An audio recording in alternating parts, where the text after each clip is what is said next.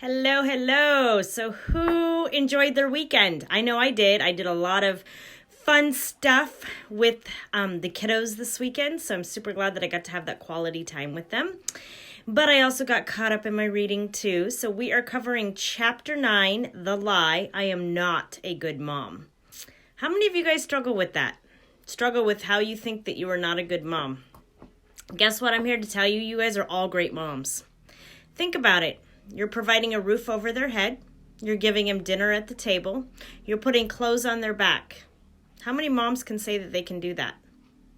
Quite a few. So right there, I mean, it just goes to show you just something as basic as that. You are a good mom. Are we the best mom on the planet? Nope. Guess what? There's no handbook, right? We're all fumbling through, and every kid is different. I have got one that is an overachiever, wants to please everybody, gets straight A's, does it to the top.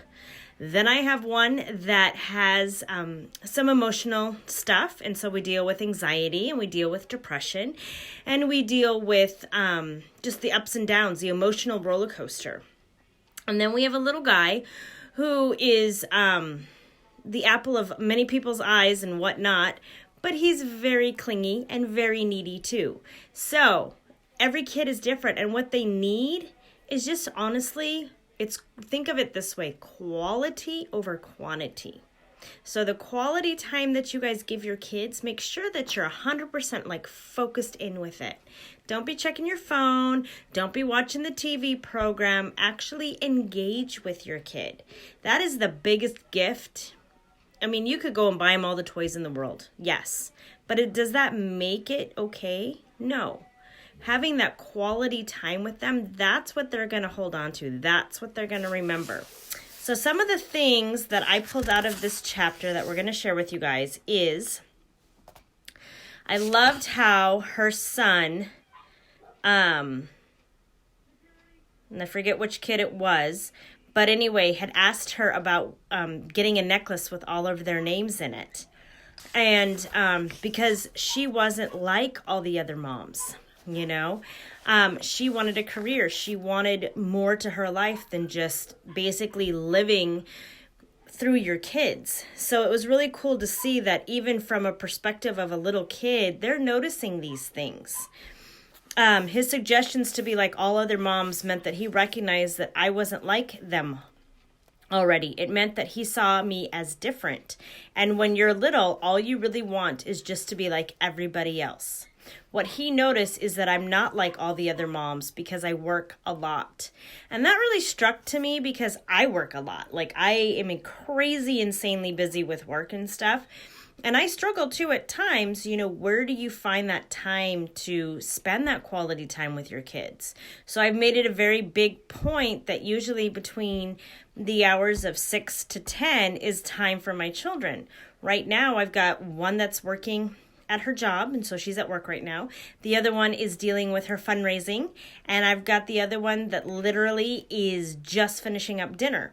So it's really all about, like tonight, after I'm done with this, we're going to have our quality time.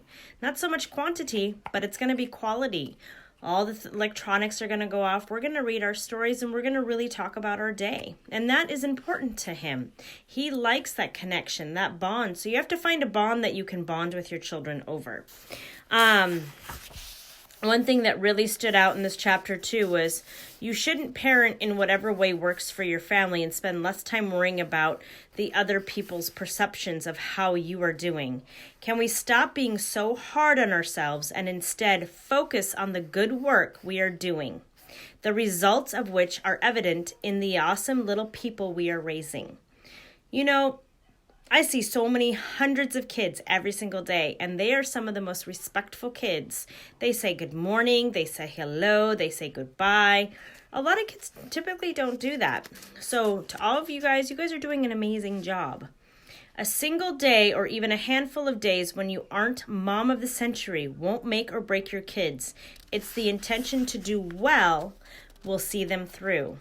It's the lessons in grace and self-care and realistic expectations where you teach them about what you're capable of that will truly serve them later on in life. Choose a handful of things that you rock as a school mom, then knock those out of the park. Give yourself the permission to do the best that you can and the grace to be peaceful on the days that you miss the mark.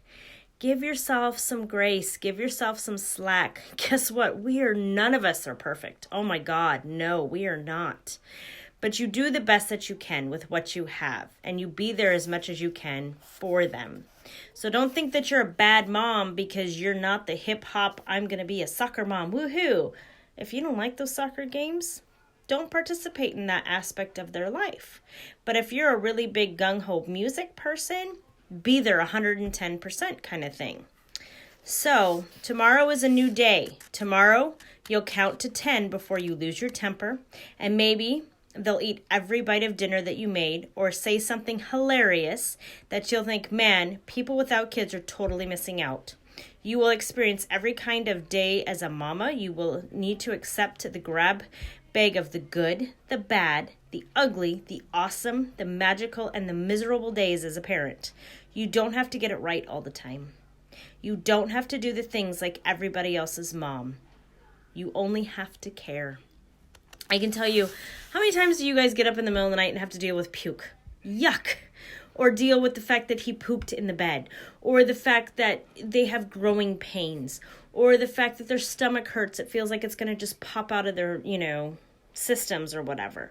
So many times we have to play so many different roles. I think we came home one day earlier this week and I had one of the kids had a blister on their foot. The other one had a fever. The other one wanted to tell me all about their day at school and how so-and-so was being mean and this person did that and that person did that. And then, of course, the dog was yelping in the background. Meanwhile, dinner's burning, Sounds about right, right? I mean, that's typically the standard evening protocol, isn't it? So, guess what? Not only, you need to care about yourself, though, too. You cannot properly take care of your children or teach them how to be whole and happy people if you are miserable and harsh on yourself. So, guess what?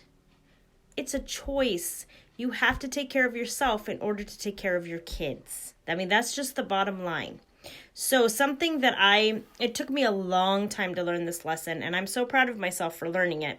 But I did. I took an individual trip without my children, and I went by myself for a couple of days. It was the most magical thing ever. It allowed me to regroup. It allowed me to focus on me. It allowed me not to hear the words, mom, mom, mom, mom, mom, mom, mom, mom, mom. How many of you guys hear that all the time? I know I do at least 1,000 times a day, right? It was amazing to get away for those 2 days and really just breathe. I got a massage done. I did some walking. I did a little bit of shopping. And you know what? I watched a TV show from start to finish. It was amazing. I don't think I've done that in years. So if you can, I suggest take some time for self-care. It is so, so important. So some of the things that she left us with at the end of the chapter, the things that had helped her, was she looked at the evidence. Look at the evidence in your own life. Look at your kids. How well behaved are they as a whole? Yes, they're going to have their moments. They're going to have temper tantrums and all that kind of fun stuff. They're going to pick on each other. They're going to do all of those normal things. But as a whole, are they genuinely good people? Then that means you're doing a good job. You make friends with other moms, because guess what? You guys can talk about these things. What works for you? What works for them? All those fun things. And the last but not least is you focused on quality. And again, when you focus your energy on them, that's when you feel like you're doing a good job. Quality time means that you're not on the phone, you're not near a computer, or you're not talking to another adult. You are actually focusing in on them. So, don't believe the lie that you're not a good mom, because you are, and you're doing an amazing job, and I'm proud of each and every single one of you. So tomorrow, we're going to cover Chapter 10, The Lie, I Should Be Further Along by Now. I know I personally struggle with that, and I'm sure you do too. So we'll see you guys tomorrow night. Have fun reading Chapter 10 tomorrow.